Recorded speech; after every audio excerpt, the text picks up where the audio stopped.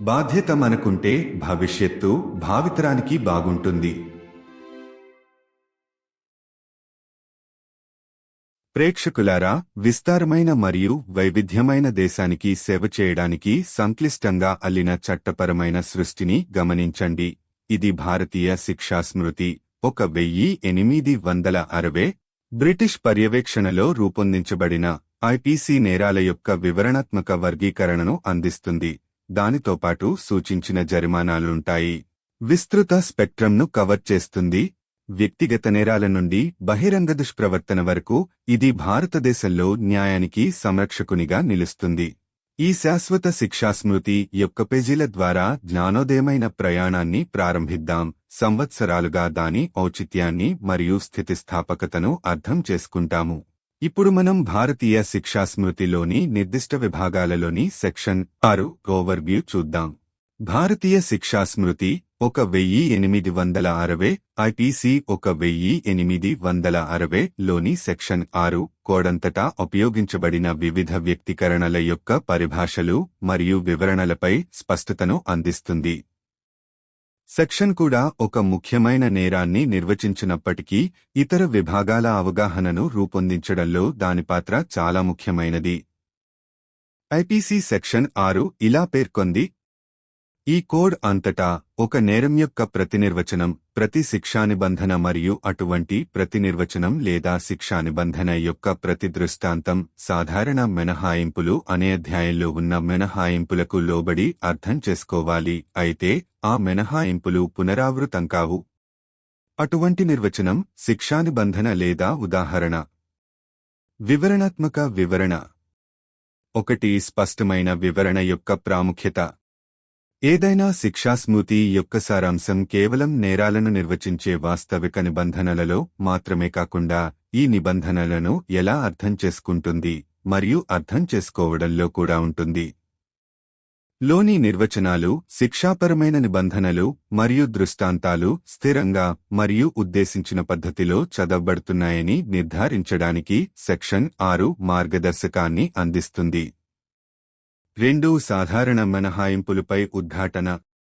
IPC సాధారణ మినహాయింపులు అధ్యాయం 4 సెక్షన్లు 76 నుండి 106 వరకు కవర్ చేస్తుంది అనే శీర్షికతో ఒక అధ్యాయాన్ని కలిగి ఉంది. ఇది కోడ్ ప్రకారం నేరాలకు పాల్పడే చర్యలకు ఒక వ్యక్తి నేరబాధ్యత నుండి మినహాయించబడే వివిధ దృశ్యాలు మరియు షరతులను జాబితా చేస్తుంది. ఈ మినహాయింపులు ప్రమాదవశాత్తు చేసిన చర్యలు, ఒత్తిడితో చేసిన చర్యలు, ఆత్మరక్షణ చర్యలు, పిల్లలు చేసే చర్యలు మొదలైన అనేక రకాల పరిస్థితులను కవర్ చేస్తాయి. ఐపీసీలోని ప్రతి నిబంధనను ఈ సాధారణ మినహాయింపులను దృష్టిలో ఉంచుకుని చదవాలని స్పష్టం చేయడం ద్వారా సెక్షన్ 6 ఈ అధ్యాయం యొక్క ప్రాముఖ్యతను నొక్కి చెబుతుంది. సారాంశంలో, ఒక నిర్దిష్ట నిబంధన మినహాయింపును స్పష్టంగా పేర్కొనకపోయినా సాధారణ మినహాయింపులు అధ్యాయం నుండి మినహాయింపులు ఇప్పటికీ వర్తిస్తాయి. 3. అప్లికేషన్లో న్యాయబద్ధతను నిర్ధారించడం. సెక్షన్ 6లో అంతర్లీనంగా ఉన్న సూత్రం న్యాయమైన మరియు న్యాయానికి నిబద్ధత. ఐపీసీ వివిధ నేరాలను వివరిస్తున్నప్పటికీ సాంకేతికంగా నేరం యొక్క నిర్వచనానికి సరిపోయే ప్రతి చర్య నేరబాధ్యతకు దారితీయదని గుర్తించింది. నేరపూరిత ఉద్దేశం లేకపోవడం లేదా ఇతర చెల్లుబాటు అయ్యే కారణాల వల్ల ఒక వ్యక్తికి జరిమానా విధించడం అన్యాయమైన పరిస్థితులు ఉన్నాయి. సెక్షన్ 6 నేరబాధ్యతలోని ఈ సూక్ష్మ నైపుణ్యాలు ఎల్లప్పుడూ పరిగణించబడుతున్నాయని నిర్ధారిస్తుంది. 4. ఆచరణాత్మక చిక్కులు. చట్టపరమైన అభ్యాసకులు, న్యాయమూర్తులు మరియు చట్టాన్ని అమలు చేసేవారి కోసం సెక్షన్ 6 చట్టం యొక్క లేఖను దాటిచూడడానికి స్థిరమైన రిమైండర్గా పనిచేస్తుంది. ఒక చర్యను నేరంగా లేబుల్ చేసే ముందు వారిచ్చిన దృష్టాంతానికి ఏవైనా సాధారణ మినహాయింపులు వర్తిస్తాయో లేదో తనిఖీ చేయాలి. ఈ సమగ్ర విధానం వ్యక్తులు అన్యాయంగా విచారించబడకుండా లేదా జరిమానా విధించబడకుండా నిర్ధారిస్తుంది. 5. స్పష్టత మరియు రిడెండెన్సీ. డ్రాఫ్టింగ్ దృక్కోణంలో లోని ప్రతి సంబంధిత సెక్షన్ కింద అన్ని సాధారణ మినహాయింపులను పునరావృతం చేయడం అసాధ్యమైనది మరియు అనవసరమైనది. సెక్షన్ 6 క్రమబద్ధీకరించిన విధానాన్నందిస్తుంది. ఈ మినహాయింపులు కోడ్ యొక్క వచనాన్ని చిందరవందర చేయకుండా విశ్వవ్యాప్తంగా వర్తిస్తాయి. ముగింపు: ఇది కేవలం వివరణాత్మక నిబంధనగా అనిపించినప్పటికీ ఐబీసీ యొక్క దరఖాస్తును రూపొందించడంలో సెక్షన్ 6 కీలక పాత్ర పోషిస్తుంది. ఇది కఠినమైన చట్టపరమైన నిబంధనలు మరియు నిజ జీవిత దృశ్యాల సంక్లిష్టతల మధ్య అంతరాన్ని తొలగిస్తుంది. సాధారణ మినహాయింపుల యొక్క ఔచిత్యాన్ని నొక్కిచెప్పడం ద్వారా ఐఈసీ ఒక డైనమిక్ మరియు న్యాయమైన సాధనంగా ఉందని నిర్ధారిస్తుంది. ఇది నిజమైన నేరపూరిత చర్యలు మరియు సాంకేతికంగా నేరాలు చేసినప్పటికీ అవి చేసిన పరిస్థితుల కారణంగా సమర్థించబడే చర్యల మధ్య తేడాను గుర్తించగల సామర్థ్యం కలిగి ఉంటుంది. సెక్షన్ 6 న్యాయం, సమానత్వం మరియు న్యాయమైన తీర్పు పట్ల ఐపీసీ యొక్క నిబద్ధతకు నిదర్శనంగా నిలుస్తుంది. బాధ్యత మనకుంటే భవిష్యత్తు భావితరానికి బాగుంటుంది.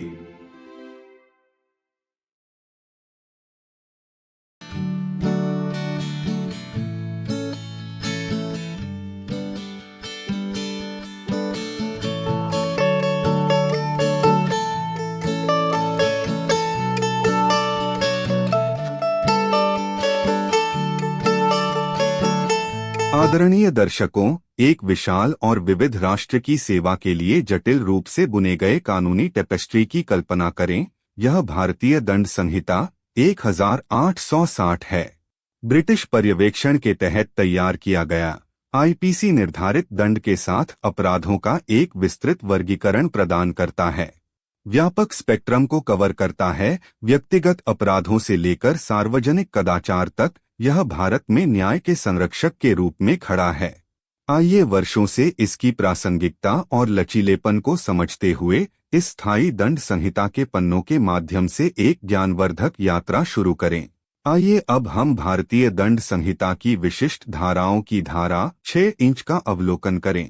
भारतीय दंड संहिता 1860 आईपीसी 1860 की धारा 6 संपूर्ण संहिता में उपयोग की जाने वाली विभिन्न अभिव्यक्तियों की शब्दावली और व्याख्याओं पर स्पष्टता प्रदान करती है। हालांकि यह धारा स्वयं एक वास्तविक अपराध को परिभाषित नहीं कर सकती है, लेकिन अन्य धाराओं की समझ को आकार देने में इसकी भूमिका सर्वोपरि है। आईपीसी की धारा 6 में कहा गया है, इस संपूर्ण संहिता में किसी अपराध की प्रत्येक परिभाषा, प्रत्येक दंडात्मक प्रावधान और प्रत्येक ऐसी परिभाषा या दंडात्मक प्रावधान का प्रत्येक चित्रण सामान्य अपवाद शीर्षक वाले अध्याय में निहित अपवादों के अधीन समझा जाएगा। हालांकि उन अपवादों को दोहराया नहीं गया है। ऐसी परिभाषा, दंडात्मक प्रावधान या चित्रण। विस्तृत विवरण। एक स्पष्ट व्याख्या का महत्व। किसी भी दंड संहिता का सार न केवल अपराधों को परिभाषित करने वाले मूल प्रावधानों में निहित है, बल्कि इसमें भी है कि इन प्रावधानों को कैसे समझा और व्याख्या किया जाता है। धारा 6 यह सुनिश्चित करने के लिए एक दिशानिर्देश प्रदान करती है कि आईपीसी में परिभाषाएं, दंडात्मक प्रावधान और चित्रण सुसंगत और इच्छित तरीके से पढ़े जाएं। 2 सामान्य अपवाद पर जोर। आईपीसी में सामान्य अपवाद अध्याय 4 धारा 76 से 106 को कवर करते हुए शीर्षक वाला एक अध्याय है, जिसमें विभिन्न परिदृश्यों और शर्तों को सूचीबद्ध किया गया है, जिसके तहत किसी व्यक्ति को उन कृत्यों के लिए आपराधिक दायित्व से छूट दी जा सकती है जो अन्यथा संहिता के तहत अपराध हो सकते हैं। ये अपवाद कई स्थितियों को कवर करते हैं, जैसे दुर्घटनावश किए गए कार्य, दबाव में किए गए कार्य, आत्मरक्षा के कार्य, बच्चों द्वारा किए गए कार्य आदि। धारा 6 यह स्पष्ट करके इस अध्याय के महत्व को रेखांकित करती है कि आईपीसी के प्रत्येक प्रावधान को इन सामान्य अपवादों को ध्यान में रखते हुए पढ़ा जाना चाहिए। संक्षेप में, भले ही किसी विशेष प्रावधान में स्पष्ट रूप से किसी अपवाद का उल्लेख न हो, सामान्य अपवाद अध्याय के अपवाद अभी भी लागू होते हैं। 3 आवेदन में निष्पक्षता सुनिश्चित करना। धारा 6 में अंतर्निहित सिद्धांत निष्पक्षता और न्याय के प्रति प्रतिबद्धता है। जबकि आईपीसी विभिन्न अपराधों की रूपरेखा प्रस्तुत करता है। यह मानता है कि प्रत्येक कार्य जो तकनीकी रूप से अपराध की परिभाषा में फिट बैठता है, उसे आपराधिक दायित्व नहीं देना चाहिए। ऐसी परिस्थितियां हैं जहां आपराधिक इरादे की कमी या अन्य वैध कारणों के कारण किसी व्यक्ति को दंडित करना अन्यायपूर्ण होगा। धारा 6 यह सुनिश्चित करती है कि आपराधिक दायित्व में इन बारीकियों पर हमेशा विचार किया जाए। 4. व्यावहारिक निहितार्थ। कानूनी पेशेवरों, न्यायाधीशों और कानून प्रवर्तन के लिए धारा 6 कानून के अक्षर से परे देखने के लिए एक निरंतर अनुस्मारक के रूप में कार्य करती है। किसी कार्य को अपराध के रूप में लेबल करने से पहले उन्हें यह जांचना आवश्यक है कि क्या कोई सामान्य अपवाद दिए गए परिदृश्य पर लागू होता है। यह व्यापक दृष्टिकोण यह सुनिश्चित करता है कि व्यक्तियों पर अन्यायपूर्ण मुकदमा नहीं चलाया जाए या दंडित न किया जाए। 5. स्पष्टता और अतिरेक। मसौदा तैयार करने के दृष्टिकोण से आईपीसी की प्रत्येक प्रासंगिक धारा के तहत सभी सामान्य अपवादों को दोहराना अव्यावहारिक और अनावश्यक होगा। धारा 6 एक सुव्यवस्थित दृष्टिकोण प्रदान करती है, यह सुनिश्चित करते हुए कि ये अपवाद संहिता के पाठ को अव्यवस्थित किए बिना सार्वभौमिक रूप से लागू होते हैं। निष्कर्ष। हालांकि यह एकमात्र व्याख्यात्मक प्रावधान की तरह लग सकता है, धारा 6 आईपीसी के अनुप्रयोग को आकार देने में महत्वपूर्ण भूमिका निभाती है। यह सख्त कानूनी प्रावधानों और वास्तविक जीवन परिदृश्यों की जटिलताओं के बीच अंतर को पाटता है। सामान्य अपवादों की प्रासंगिकता पर जोर देकर यह सुनिश्चित करता है कि आईपीसी एक गतिशील और न्यायपूर्ण उपकरण बना रहे जो वास्तविक आपराधिक कृत्यों और कृत्यों के अंतर अंतर करने में सक्षम हो, जबकि तकनीकी रूप से अपराध उन परिस्थितियों के कारण उचित हैं जिनमें वे प्रतिबद्ध थे। धारा 6 न्याय, समानता और निष्पक्ष निर्णय के प्रति आईपीसी की प्रतिबद्धता का प्रमाण है। यदि हम जिम्मेदार हैं तो भविष्य आने वाली पीढ़ियों के लिए अच्छा होगा।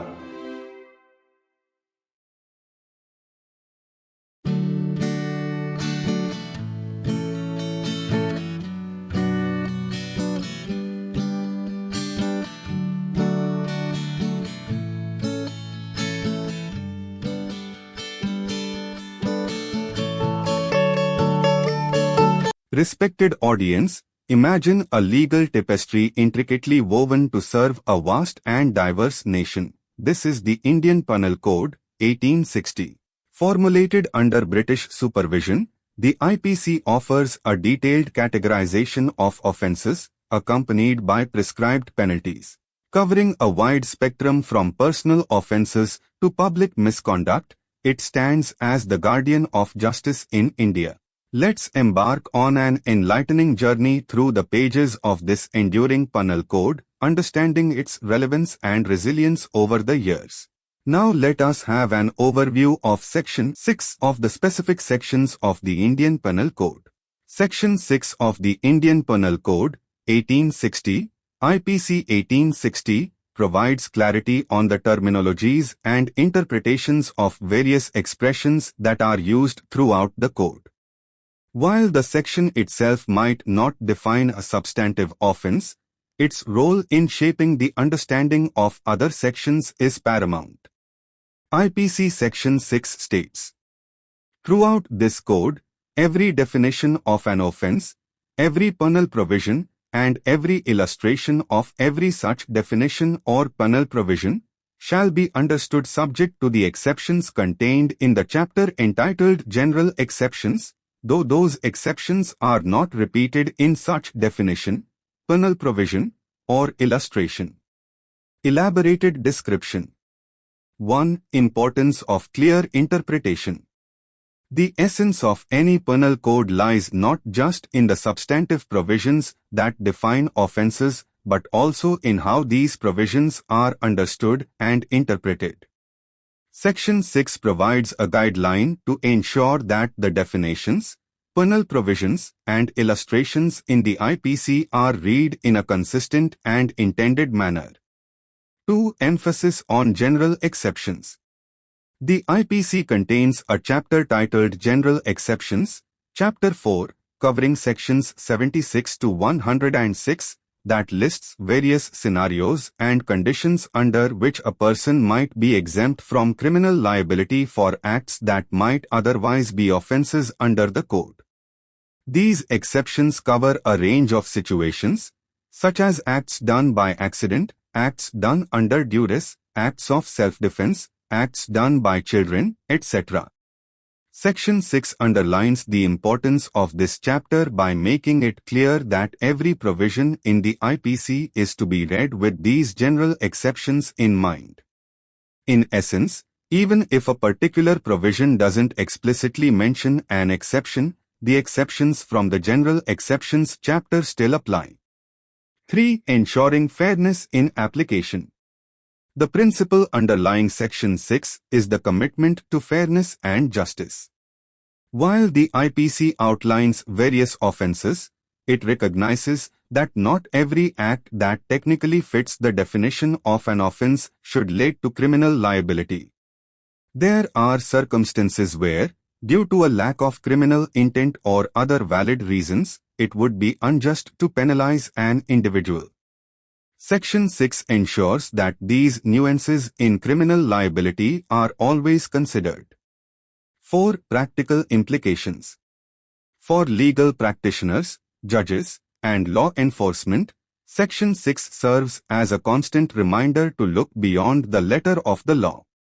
Before labeling an act as an offense, they are required to check if any of the general exceptions apply to the given scenario. This comprehensive approach ensures that individuals are not unjustly prosecuted or penalized. 5. Clarity and redundancy.